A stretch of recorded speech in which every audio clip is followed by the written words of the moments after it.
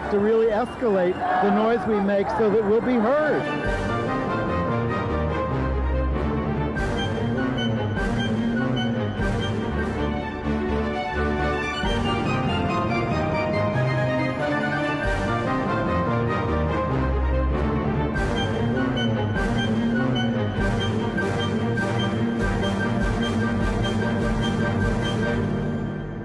Welcome to Gay USA. I'm Andy Humm. I'm Ann Northrup, celebrating the fact that the Presidential Debate Commission finally scheduled a debate at a time when we could comment on it the next day. It took a lot of lobbying for us to get that privilege. And unfortunately, I don't know how much we have to say about the actual debate. Because it's all about us. This is actually all about you and your vote. But there are ancillary things to talk about. Yes. Well, in the presidential race this week, the Log Cabin Republican Club endorsed Mitt Romney for president, even though he wants to write discrimination against LGBT people into the U.S. Constitution. We're going to have a hard time explaining this. Well, we won't have a hard time explaining how crazy this is. And we turn to a Massachusetts state representative who worked with Mitt Romney for a more cogent explanation of his continuing list of sins against LGBT people while he was governor there. Some really big news from the courts this week. A federal appeals court in New York upheld the ruling that Edie Windsor's marriage to the late Thea Spire must be recognized by the federal government. But the really big news is that they said that restrictions on the rights of gay people must be subjected to the standard of heightened scrutiny. So this is a big breakthrough for us historically. It's what I call the mama bear standard. Yes, intermediate. Yes. And New York's High Court upheld the validity of our state marriage equality law. You probably didn't even know it was in any danger. It wasn't. Well, could have been. In the fight for same-sex marriage in Maine, long, in-depth conversations with volunteers over the last several years seem to be making the difference. Hope so. And in continuing news of idiocy, a right-wing Tea Party Republican candidate for state Senate in Delaware has been arrested and charged on 113 counts of sexual abuse of a child. He's a good Christian. And he is a very good conservative Christian, and he's withdrawn from the race. The Gallup poll, the one you're not supposed to believe in the presidential race, found that 3.4% of Americans publicly identify as LGB or T. And there's some interesting variations along age and race and gender lines, which we'll go into. We really mourn the loss of former Senator George McGovern. Both of us, he was our first vote for president. I'm actually trying to remember whether I voted for him because I was mad at him by the time the election came around. I loved him, and I loved him too. We're going to discuss the problem. I loved him. It was my only happy vote for president ever. I think I voted for him. I kept voting Democrat after that, but anyway. We missed George. I loved him. The diversity officer at Gallaudet University, who was suspended for signing a petition to put marriage equality on the ballot there in Maryland, says her reputation was ruined and she wants monetary damages. And unlike all those plays Andy Humm is always telling you about in New York, there's a great new TV documentary out about Bishop Gene Robinson, the out gay bishop, and it's going to bow on public television on October 29. And we're going to show you a big fat excerpt from it. Yeah, stay tuned for that. We will not, however, show you excerpts from a couple of plays we saw this weekend, because that would be painful, but we will review the revival of a Paula Vogel play about AIDS and a new show based on a story by the very popular novelist Jonathan Franzen. Yes. But we start with politics because that's what we're all obsessed with these days. We did see the debate last night as we're taping on Tuesday. Foreign policy. We've now been through the entire 4 debate cycle with, I think, one mention briefly of Don't Ask, Don't Tell in passing, and that was it for 4 debates. What is Don't Ask, Don't Tell? What is that? Is that good for the gays or bad for the gays? Well, you know, Jonathan Capehart, the out-gay columnist at the Washington Post, oh, this is great because it means that we've turned a corner and all this kind of stuff. We don't even have to debate it anymore. That's a bunch of nonsense. It is a bunch of nonsense. It's still an issue that divides the country greatly. And but I'm sorry it didn't come up. But maybe the moderators didn't raise it because they said it sort of thought, well, everybody knows where they stand on that. Well, I think the moderators are still unable to figure out how to articulate these questions. And I think each side is now, the advance we've made is that neither side really knows how it's going to play these days because we're in this transitional period. You know, is it going to help them or hurt them to bring it up and what they're going to say? Well, it does. Right. But I think the real bottom line on all of this is that I sat back last night after watching this 4th debate, and I watched every single one of them, every single minute of it, all the commentary. There wasn't anything of substance discussed in any of these debates. Well, I mean, politicians in general do their best to avoid substance. Because it means committing themselves to things. Now, but they weren't asked questions that made them have real answers. They didn't have real debates on issues. They didn't do anything. They just sat there posturing to see, you know, whose affect was better than the others and who could get in a few zingers and who could avoid the most gaffes. It doesn't seem to have bothered the Log Cabin Republican Club. Oh, my God. Because they just went ahead this week and endorsed Mitt Romney. Conditionally. What do you mean? They put out 2 statements. They put out a press release that said they endorsed him, and then they had a longer statement on their website that says this is a conditional endorsement. He better not cut our hair again? Because we don't agree with him on marriage. But we think he's going to save the economy, and really, because he doesn't agree with us on marriage, we're going to concentrate more on House and Senate races. So this is a conditional endorsement. Now, Barney Frank calls them Uncle Toms, and I agree with him on this in this case. Well, Barney said this is not just lowering the bar; it's burying it in 6 feet of concrete. I mean, the point is, if you're going to endorse, you got to get something. We knew they were lobbying Romney to get an endorsement of the Employment Non-Discrimination Act. They did not get that. Not only did they not get it, they didn't even mention it in their endorsement statement. Oh no, they said Romney's vision is that success is a virtue, equal opportunity is assured for who? White guys? I know most of you are white guys, because that's what mostly they are. Barney, and I'm one too. Barney calls this. And we're going to do okay. But, not as gay people are we going to do okay under this guy. And, then they said, we believe he will move the ball forward compared to past Republican presidents. That's another high bar there, isn't it? That's what I would call damning with faint praise. Well, Barney called this consciously and deliberately misleading and intellectually dishonest. And this does bring us to a point that I wanted to discuss this week. Last week, I called the Republicans traitors for talking about unelected judges. And thereby, the viewers like that. Good, because it's true. We have a system of checks and balances in our revered Constitution, and they are going against their oath to uphold the Constitution when they start complaining about unelected judges.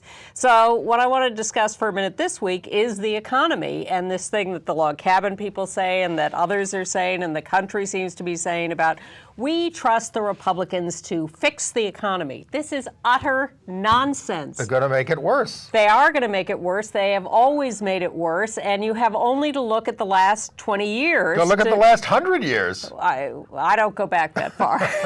But I do have a clear memory of the last 20 years, and I know that the economy has prospered under Democrats and tanked under Republicans. Because it really is about trying to equalize the playing field, get everybody involved, get everybody working. Invest in the country. So that people Instead can make, of raping the country. So that people can make some money, so they can spend some money. That's how an economy works. Exactly. All you rich idiots who are just trying to keep everything for yourself, you pigs, are going to dry up your consumers. That's what's happening. I'm not going to call them pigs, but I will say that short-sighted greed is not the way to help anyone, including the rich. That's right. It's a recipe Very for disaster. It is very short-sighted. And, you know, the barbarians are going to be at the gate if you continue that philosophy and that approach. And the way to have a prosperous country for most people is to elect people who want to invest in the country. Now, do I think Obama is the second coming of anything? No, I do not. No. But do I think there is gradual improvement happening in the economy? And do I think it would be even better and faster if the Republican Congress would stop standing in the way of more stimulus spending and more investment in the economy? Yes, I do. Right. And then Ted Olson, who did well by us in the Prop 8 case, Republican, said we deserve a president that doesn't bury our children in debt. Like George Bush, who you worked for. Yeah, exactly. That's who buried us in debt. Then they, and then Log Cabin says business needs less regulation. And I don't think Log Cabin really cares about a regulation that says you may not discriminate against your employees because they're gay, lesbian, bisexual, or you have to have transgender. safe working conditions, or you have to treat your employees fairly, or any of that stuff. Don't they realize how short-sighted and defeatist this is? The Stonewall Democrats pulled out a line for this endorsement by the Log Cabin Club and said, "Have you no decency?" And that's the fact. If please don't identify yourself as a gay group anymore. You're a group of people who happen to be gay who don't give a damn about gay rights. And then the most galling thing, equivalent to the old joke about the person who kills his parents and goes into court and pleads for mercy as an orphan, was the statement that, and Romney will be good for court appointments because, after all, it was Republican-appointed judges who won us a lot of these marriage cases. Robert Bork is heading the Romney court appointment team. Correct. He will not appoint judges who will do good things. Correct. So anyway, all these statements have come out in reaction to the Log Cabin endorsement. But we go back to the motherlode of statements and evidence of real hard facts about... If you're thinking of voting for Mitt Romney still, please listen to the next video. Just go to this one website, mittgetsworse.org, and there you will find videos like this one from a Massachusetts state representative, Carl Shortino, who worked with Romney and has this to offer as evidence about Romney in charge. I was sworn in by Governor Mitt Romney in 2005, and I remember the irony of being sworn in by a governor who was asking us to defend a constitution that protected my right to equality and my right to get married. Mitt Romney stood there before us administering that oath of office at the same time he was actively campaigning to take our rights away. My name is Carl Shortino. I'm a state representative in Massachusetts, and I'm here to talk about how Mitt Romney lied to the LGBT community here in Massachusetts and how I think he's lying to the country right now. When Mitt Romney was governor, he went from pretending he would support our basic rights under the law to actively campaigning against our rights. He stripped away funding for LGBT youth programs. In fact, he disbanded the LGBT Youth Commission, a commission that was set up by a Republican predecessor with the intention of making sure that our young people were not bullied or harassed or committing suicide in our schools. He stripped away funding for HIV services. He stripped away funding for LGBT elders and domestic violence programs. And Mitt Romney led the campaign to take away our right to get married here in Massachusetts. Mitt Romney went after every facet of our community that he could for no other reason than to pander to the right wing. Mitt Romney seemed to me to be a typical CEO putting out a product as governor, and once he realized that his market was different, he was no longer seeking election in Massachusetts, but nationally, he decided to change that product, to tweak it, to be nothing more than a hollow CEO in a suit, not defending our right to equality, but attacking it. I fear for what Mitt Romney did in Massachusetts playing out nationally. Mitt gets worse. Mitt ran those campaigns to attack our right under Massachusetts law, and Mitt Romney will attack our families nationally. Your top priority might not be LGBT equality in this country, but you should be concerned with how Mitt Romney lied to our residents here in Massachusetts. Mitt Romney went from saying he would do one thing to doing just the opposite. He pretended he was a moderate that would support non-discrimination in the state, to attacking our families, to attacking our right to equality. That's not a man with integrity. That's not a man who's being honest with the American people. Mitt will go against our families. Mitt will go against our young people who are being bullied in schools. Mitt will go against our basic right to equality in the law. I really hope you see what Mitt Romney has done in Massachusetts and realize that he will do damage to this country. I'm convinced I'm going to vote for Obama. A question came up this weekend about Mitt on marriage, because Bae Buchanan, sister of Pat Buchanan and a big Romney surrogate, said, well, you know, he really thinks marriage is for the states. 10th Amendment. Yeah, and he'll leave all that to them. And then the right-wing nuts came out and said, oh, no, he still supports the federal marriage amendment. He wants a constitutional amendment to forbid same-sex marriage everywhere, not leaving it to the states. And Bae Buchanan came out and said, oh, that's right. He does support the federal marriage amendment. It's benefits that he thinks are states' rights and decisions, like hospital visitation. Bae Buchanan is saying that under Mitt Romney, each state will get to decide whether you can visit your partner in the hospital. Your current president, Barack Obama, signed an executive order that basically requires Medicare, hospitals that receive Medicare, to let you visit same-sex partners to visit. So you have that right now. Maybe President Romney will rescind that order.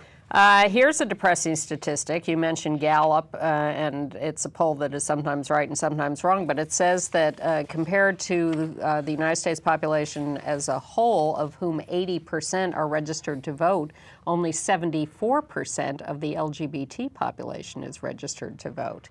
So I hope those of you who are registered will make sure you do vote, and if you are in a state that allows you to still register, please do so. They also said in this poll that 71% of the LGBT people they polled were for Obama and 22% for Romney, to which we ask, why?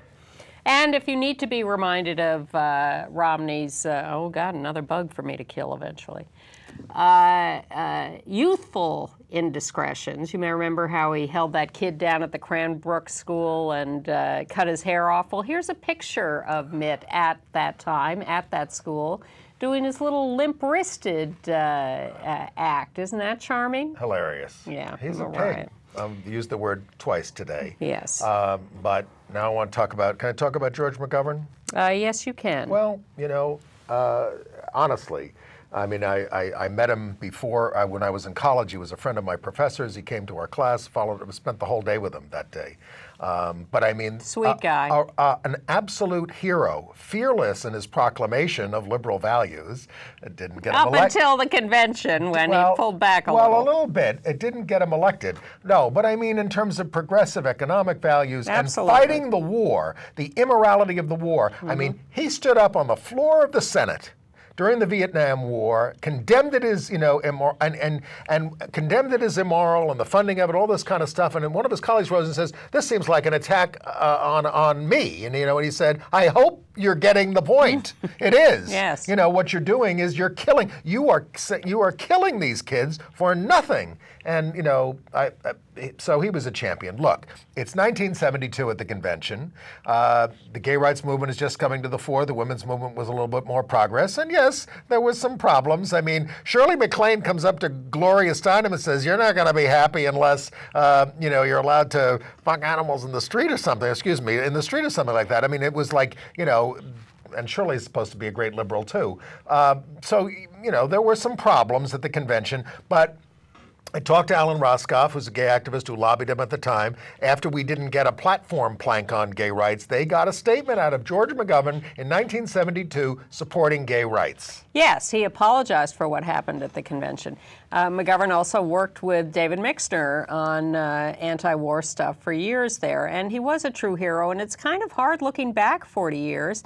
When you look at McGovern's positions and you look at Nixon, who he lost horribly to. McGovern won one state in Massachusetts and the District of Columbia. It was the greatest landslide in American history. But it's when you just look at the issues side by side, you think, how could this guy not have won? How could the country make such a horrible choice? I mean, Nixon wanted to run against McGovern because he saw him as a liberal extremist. Sure. He sabotaged the other Democratic candidates, and that's politics. There's a flyer for McGovern that was, McGovern's for gay rights Alice at the B. time. Toklas Club in San Francisco. Yeah. So, we were organizing then. So we mourn the loss of George McGovern, who was, above all else, a nice guy, which you can't say about most of these people. And a moral person, and there aren't too many of them in politics. Including Senate candidate from Missouri, Todd Akin, whose latest statement is, well, if you're going to vote on the gay issue, you probably shouldn't vote for me. Okay, Todd. Point taken. And then let's go to Delaware. Okay. Yeah, where we've got Eric Bodenweiser. We got a picture. Oh, there's his mugshot. He's a Tea Party right-wing Christian candidate for Senate, not anymore. State Senate. State Senate. And he was indicted on 113 felonies charging him with sexual abuse of a child. He had sex with this boy from the time the boy was 10 until the time the boy was 13. This guy is 53 years old. So no, but the kicker of the story is Bodenweiser is urging his supporters to give their votes to write-in Republican candidate Brian Pettyjohn. What an endorsement for Brian, endorsed by the child molester. Log Cabin Republicans, by the way, have also endorsed recently Linda McMahon, the Republican running for Senate from Connecticut, because she has endorsed marriage equality in a sort of backhand way. Her statement is, well, as long as it's legal here in Connecticut, I guess I'm for it now. I don't like to be a partisan. I always say I vote Democrat as a concession to the right wing. But if you don't give Obama a Democratic Senate at least and a Democratic House, he's not going to be able to do anything. Well, that leads me right into the HRC scorecard. The Human Rights Campaign has issued its scorecard on the last Congress from the last 2 years. The House of Representatives as a whole voted only 40% pro-gay on the elements that the HRC lists as points to be scored on, down from 51% in the previous Congress. House Democrats, 115 of them got a 100% rating, and out of the House Republicans, 211 got a 0% rating. Does that tell you something? Yeah. In the Senate, 22 Democrats got 100%, 14 Republicans got 0%. I mean, there are a handful of moderate Republicans that Log Cabin has been able to endorse. But I have to say, at this point, you're in the wrong party. Because you are, if we vote for you, and you might be a nice person who takes some decent positions, you are contributing to a majority that is going to oppress us. And I'm not saying the Democrats deliver all the time, because they don't. Absolutely. But the Republicans deliver nothing. Well, they will make the point that there are some Republicans like Susan Collins and Olympia Snow or Ileana Ross-Lehtinen, who can't figure out where they stand on same-sex marriage. But delivered votes on Don't Ask, Don't Tell repeal and have co-sponsored other legislation. But they are also part of a Republican Party that is at the same time voting for all these other heinous things and blocking things like Democratic stimulus bills. Our mayor, bills. Mike Bloomberg, gave another $500,000 to the fight for marriage equality in the referenda around the country. And that's great. But he's also trying to install Republican legislators across the country who work against it. Yeah. So, But thank you to the American atheists in Florida who were trotting around a mobile billboard outside the debate last night that said, no blacks allowed until 1978, no gays allowed currently, shame on Mormonism. In the Mormon church, absolutely. Yeah, Mitt Romney says he cried when they finally, allowed black people to be elders in the church. That was when he pulled over to the side of the road and cried. He hasn't explained why. Well, he didn't explain. Well, but on the other, look, I mean, Catholics belong to a church that doesn't allow women in the leadership positions. Yeah. As do most. And the Catholic Church and the National Organization for Marriage are the biggest donors to the state referenda against marriage. They've given 60% of the money to those state votes. Now, well, speaking of scandals, you've heard of Dinesh D'Souza, a right-wing commentator who made the film about Obama that's actually gotten a lot of attention, attacking Obama as some Kenyan colonial, with a ring through his nose or something. I don't know. But born to an American mother. They'd never say that. Yeah. Why isn't he an American citizen if he was born to an American mother? Exactly. But no matter where he was born. I had not been aware that Dinesh had been made the president of something called King's College. This is not the ancient Columbia. It's in downtown Manhattan, a Christian college. They wanted a celebrity to be their leader. And when he came in, he got rid of a lot of people, and they sort of checked up on him. And they found him having dinner with a woman, not his wife, and going up to the hotel room with her. Now, he says, I'm in the process of divorcing my wife. And well, he's out. He is out as president of the Christian College. All right, well, let's move on to marriage news, because the other big headline this week is the court decision at the Second Circuit Court of Appeals in Windsor v. U.S. Edie Windsor, our heroine and friend, won at the Court of Appeals federal level 2-1, with a conservative judge writing the majority opinion and a Clinton appointee dissenting, striking down Section 3 of DOMA again, the part that says even if you're legally married in a state, the federal government does not have to recognize your marriage or cannot recognize your marriage. And we win all these cases, but the breakthrough in this case and the difference in this case, and it affects us all whether or not you're thinking of getting married, is that this court said we need to apply the standard in law of heightened scrutiny when there is a law that that proposes to discriminate against gay people. What this means is if you have a law that prevents gay people from doing something like getting married or having political power or whatever, you can't just assume that there's some good reason for that. You have to prove that there is a really good reason for that, and that's what heightened scrutiny means. It means we've got our antenna up about this, and you're really going to have to prove it to us in a big way. In a big way, because it's beyond the rational basis standard, which is the lowest standard. It has to be not sufficiently related to an important government interest. You have to prove that you have a really good reason for it to have it, and that's very hard to prove. And to establish this standard of heightened scrutiny, we had to meet several benchmarks. We had to prove that there was historic persecution of LGBT people, of course, that homosexuality has nothing to do with disqualifying someone from a job, that it's not a relevant characteristic, that it is an identifiable and immutable characteristic, and that we don't have sufficient political power to be a major player in these conversations. And the evidence of that, of course, is that we lose all these referenda across the country. Exactly, and that even though the administration and Department of Justice say that the Defense of Marriage Act should be declared unconstitutional, it is still in force and will be until the Supreme Court says no or the Congress repeals it. So even with the White House on our side, we are still subject to it. So the court said we met all those standards. So that is a huge victory. Now, the question is whether the Supreme Court is going to uphold in whole or in part this decision. And this is certainly the case that we seem to most want to go to the Supreme Court. You know why? There are several DOMA decisions. But there are the Massachusetts cases under the Gill cases. There's this. There are a couple of others floating around.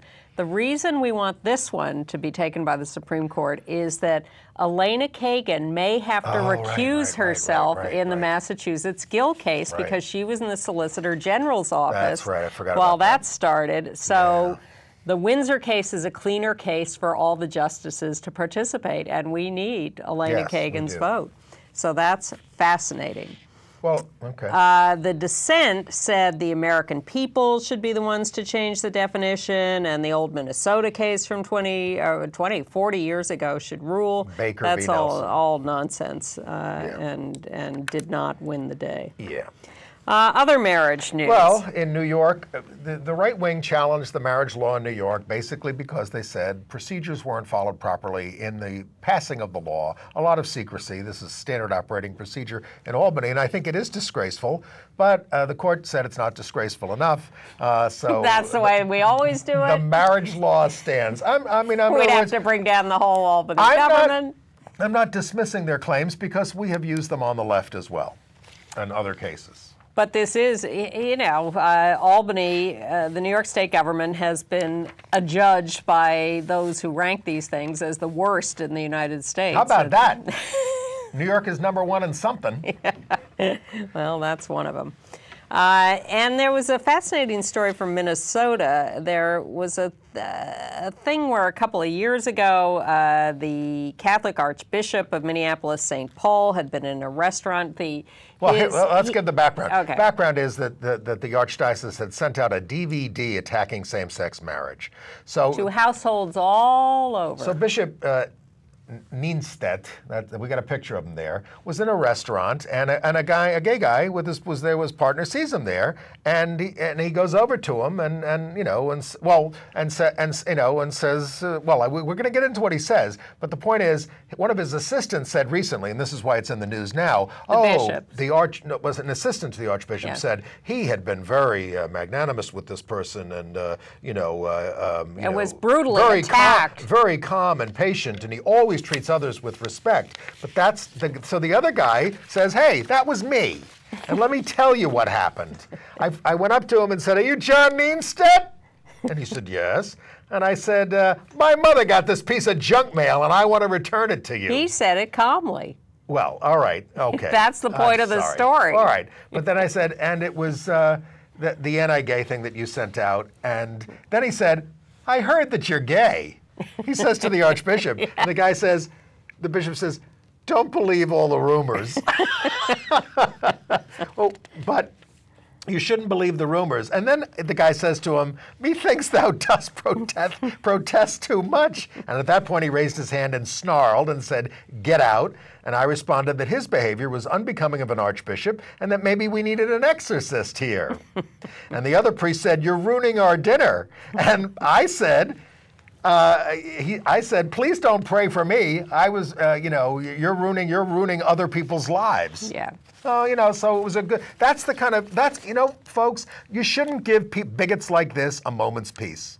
You shouldn't. If you see them, go up to them, let them have it. In a reasonable way. No. Don't hit them.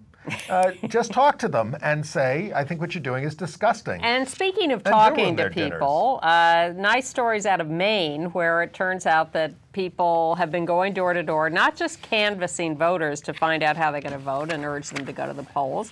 They've been having in-depth conversations with them, like a half an hour at a pop to say, look, let's really talk about this. And it seems to be having anecdotally, it seems to be having an effect. It does have an effect. And one guy said in this story about all this, said his name is Adam Wallace. He says he voted against same-sex marriage in 2009, and now he's going to vote for it. I just figured it's been on the ballot long enough. I'm just sick of seeing it. So I don't think that's a good story about how it's a great story. Changing minds. We're wearing them down. They're tired of hearing about it. That's a different story. Well, in the beginning of all, don't forget, all this backlash that we've endured from the right wing has forced an American discussion and these long discussions about gay stuff. Yes. We didn't bring it up. We never brought, this referendum, actually we are bringing up, but most of them we don't bring up. We're the ones that started all this 15 years ago, but it has only been 15 years, which is the really fascinating thing. Yeah, new study. One of the things they throw at us, of course, is, the children. Well, there's a new study out of UCLA that foster kids who are in foster care because of various family problems or problems they have. So they looked at foster kids who'd been adopted by heterosexual couples and by same-sex couples. And they studied them over a couple of years. They studied them periodically as they went along. And guess what? The kids adopted by same-sex couples did just as well as the kids adopted by straight couples, and the kids adopted by same-sex couples actually started a little behind the ones adopted by straight couples. Well, we have to be on our best behavior when we parent, because we're subject to heightened scrutiny. See, now you've totally confused them because you've turned around that whole phrase. It's a good thing, heightened scrutiny. It's a good thing that we won. Thank you, Edie Windsor, for winning it for us at the age of 83. Now, let's talk about Gallaudet. We mentioned it last week. Angela McCaskill was the diversity officer there, and she was suspended because she signed a petition putting on the ballot in Maryland a thing recalling the same-sex marriage law that they passed. But as you say, you often sign petitions for people or things you don't necessarily agree with because you think people have a right to get on the ballot. Yes, I wouldn't have signed this one. I don't think people should be voting on civil rights. But I do sign for candidates to get them on the ballot, even if I'm never going to vote for them. She has not said anything about what her opinion of the referendum is. She has not, and she says, I'm shocked, hurt, insulted, and humiliated, and she wants damages because they're bringing her back. And they've offered her reinstatement. Yes. But And the right wing has made a TV ad using her and several others as an example of the horror of passing these non-discrimination laws or marriage laws, because look what happens to people who oppose us. She does. And she said, stop running that. And but she also says she's dismayed that Gallaudet is still a university of intolerance, a university that manages by intimidation, a university that allows bullying among faculty, staff, and students. So I don't think Gallaudet handled this very well in the first place. No, they didn't. And it hurt. I think it hurt our side, even though our side said, don't fire her over this. Right. We're not trying to fire everybody who votes against same-sex marriage. Exactly. She had a right to sign the petition. Right. I mean, everybody's raised the issue that she is a diversity officer, but I've heard from people who, gay stuff is some of the first stuff she did when she got the job. So, All right. And then besides which, there aren't that many gay people anyway. Well, there's this new Gallup poll. A nationwide, this is considered a big deal. Williams Institute is giving it a lot of attention. They interviewed 121,000 people and found 3.4% of U.S. adults publicly identify as either lesbian, gay, bisexual, or transgender. And one of the things they found that people are commenting on is that African Americans and Latinos are more likely to publicly identify than white people.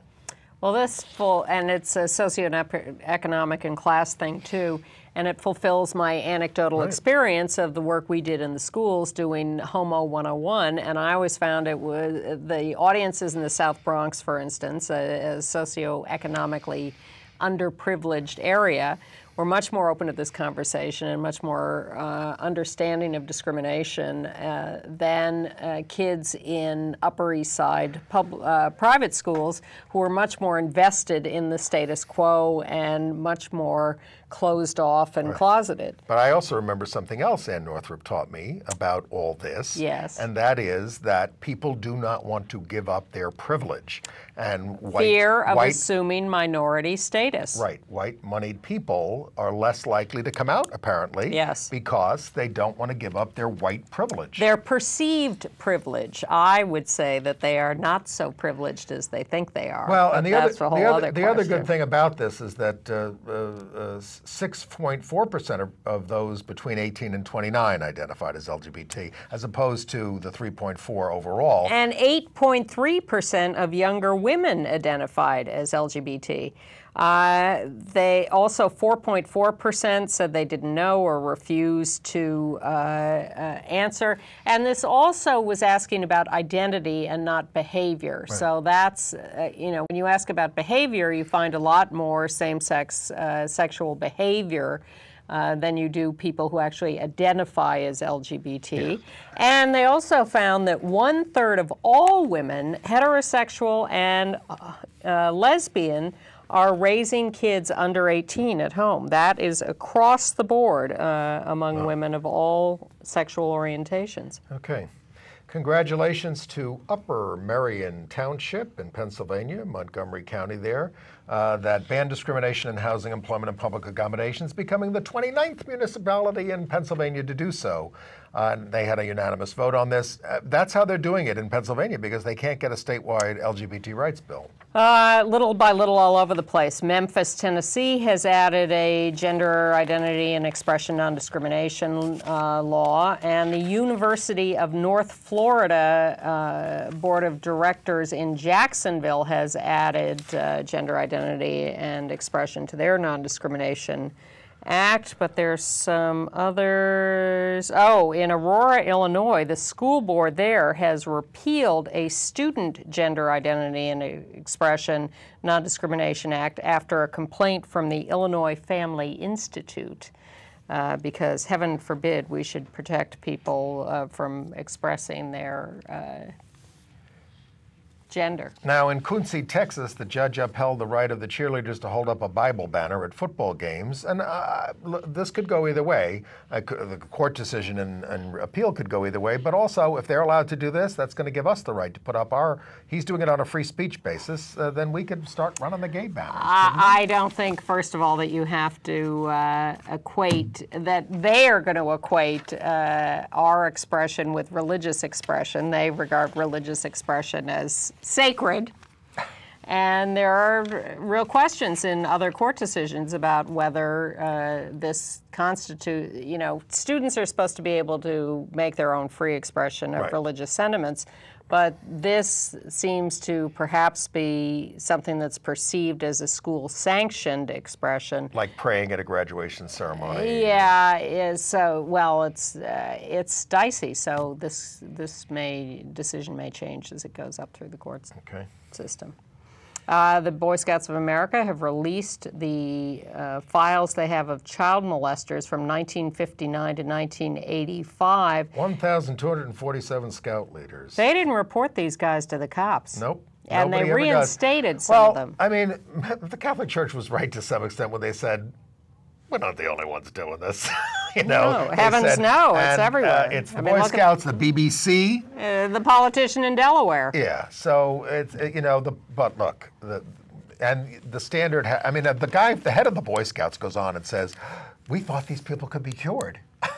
Please.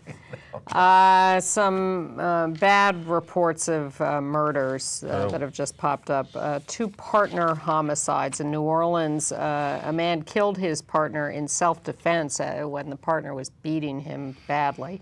No charges in that case because it was self-defense. But in Detroit, a gay man killed his transgender partner, and he is being charged with murder.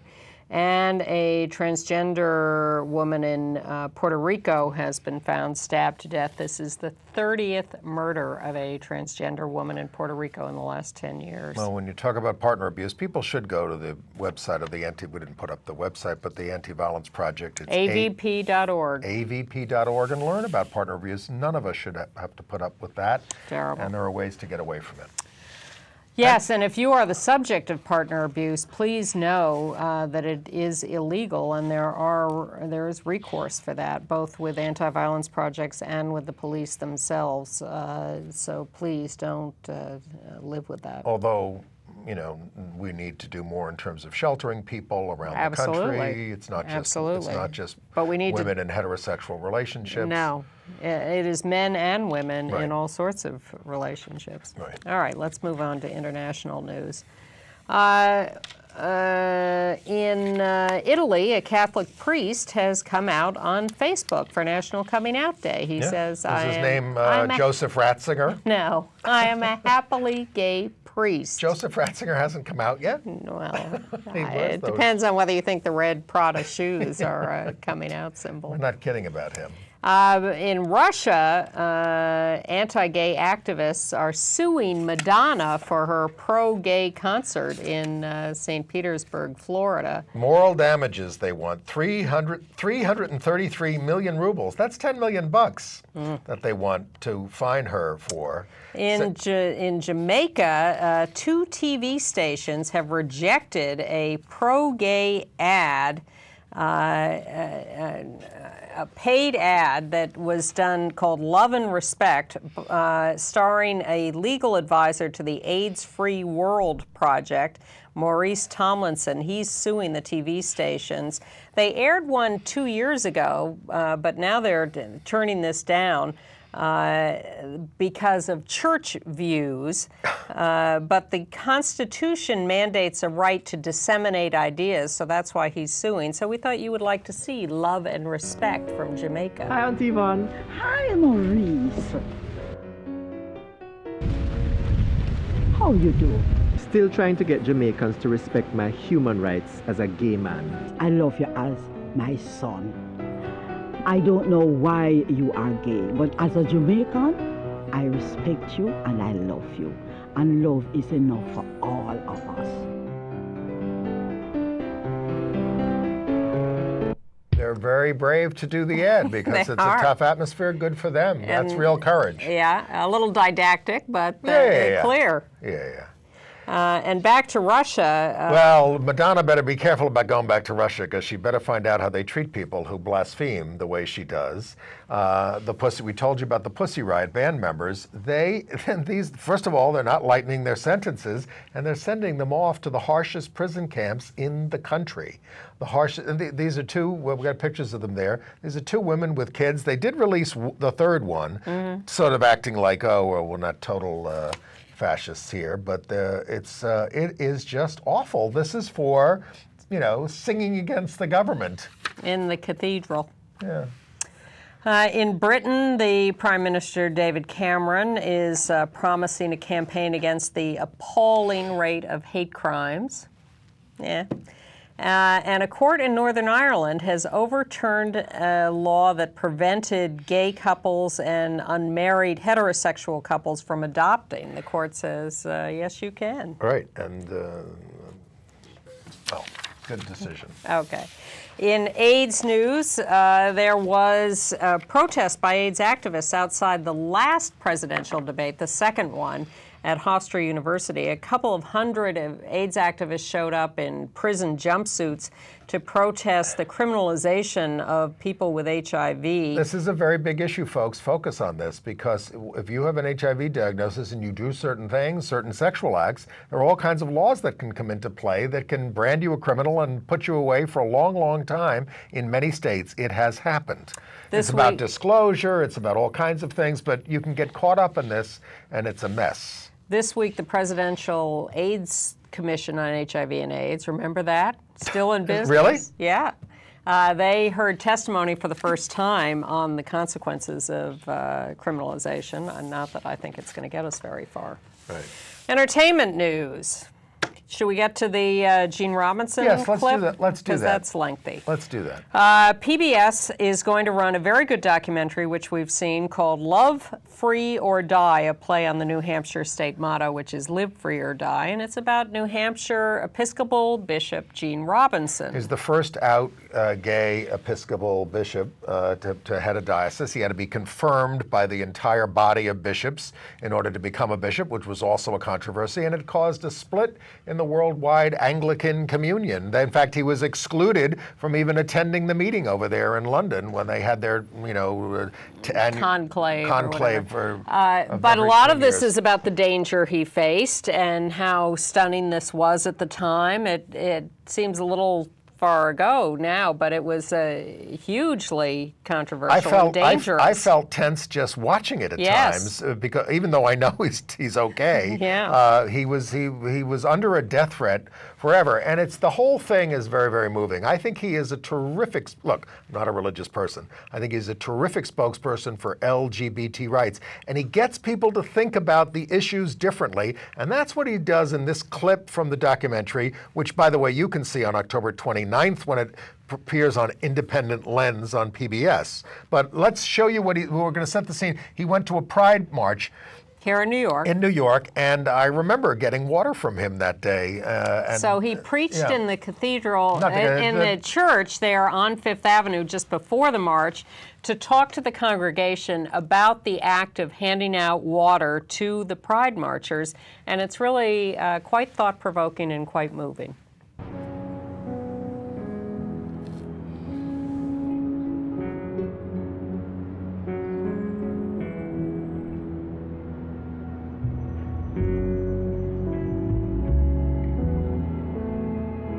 Today is the 40th anniversary of the riots around the Stonewall Inn, not too very far from here.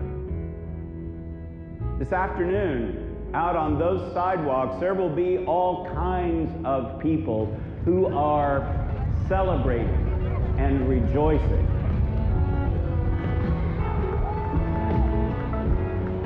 Rejoice with us, because something huge has happened in the last 40 years.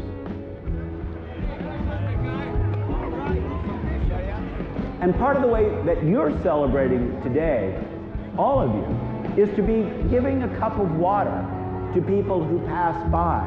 And I want to tell you, it is a very dangerous thing to be doing. But it is a very holy thing that you do when you offer that cup of water. You are representing the community of Christians and Jews and Muslims who are 95% the source of all the oppression we LGBT people have experienced in our lives. And so when you offer a cup of water, bearing the name of Christ, as it says in our gospel for today, you are the oppressor, offering a cup of water to the oppressed.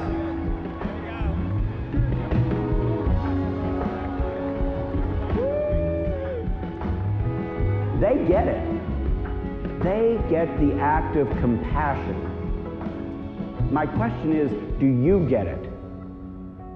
Do you get it? Do you realize the important thing that you do by giving a cup of water to those people out there who have been hurt by us and continue to be hurt by us?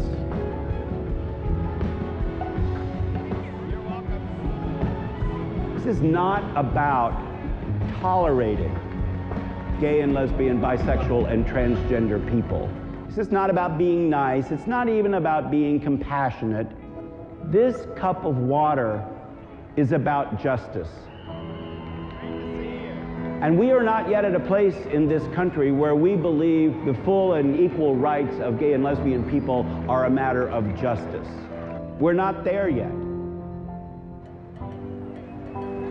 It's not enough to pull the people out of a raging stream who are drowning. We have to walk back upstream and find out who's throwing them in the first place.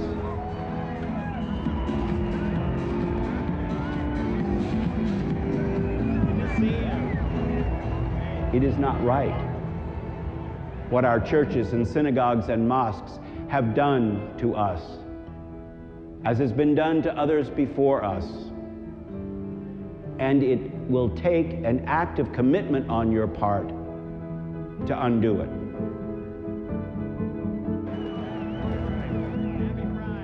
And be willing to pay a price.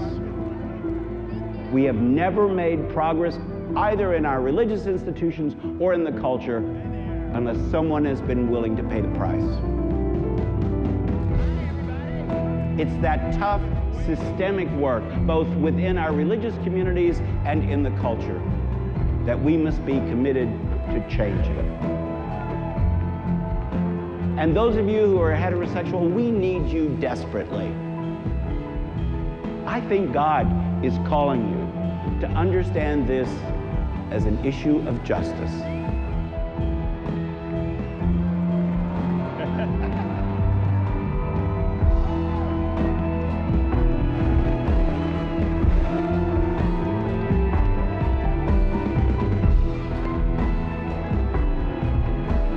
To a lot of people across this great nation, what's happening out here this afternoon is a total nightmare.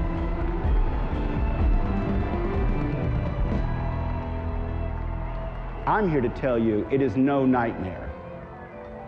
It is God's dream coming true before your very eyes.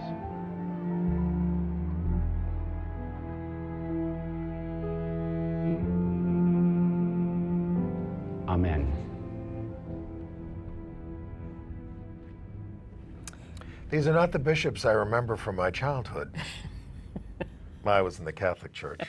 They didn't talk like that. Well, it follows him all over the world, and it's really fascinating. And congratulations to Mackie Alston, the director who made it, who's a good longtime activist. Do treat yourself to the whole documentary. Love, Free or Die. Independent Lens on public television, October 29th. Yes. Now, there's a couple of shows we cannot recommend, which we suffered through together. One of them was a kind of a poor rendering of Paula Vogel's AIDS play, The Baltimore Waltz, at the Canal Park Playhouse. And, you know, I'd heard so much about this play. It was written in the midst of the AIDS crisis, about the loss of her brother, and it was meant to be kind of absurd. Cherry Jones was in the original production. I couldn't even figure out how this thing could possibly even work as a play. But even worse. Yeah, even worse was some people took a story by Jonathan Franzen called House for Sale. This is the Transport Group. And, you know, kind of an avant-garde deconstruction of a story, but it's a very minor story about him going out to his mother's place. She's dying, close up the place, sell the house. That's what it's about. And they repeat things and they stand at far distance. It was annoying. It was, and I lost interest early on, and my mind was wandering, and I thought the whole thing was pretty pointless. But I can recommend two shows, and they're not theater pieces. If you come anywhere near New York, you should go to the Frick Museum for the drawings from the Courtauld, and you can go to the Morgan Library, 100 drawings, and this is everybody from Rembrandt to de Kooning at the Morgan Library, and that's from a German museum called the Starlicht in Munich. I hope I said that right. Very famous drag performer Varla Jean Merman, Jeffrey Roberson in real life, is making his opera debut in Menotti's supernatural slasher opera, The Medium, from October 25th to November 11th at the Dean Little Theater on 10 West 64th, which is across from Lincoln Center. Is that in New York? Yes. Oh, Lincoln Center. Varla Jean Merman in The Medium.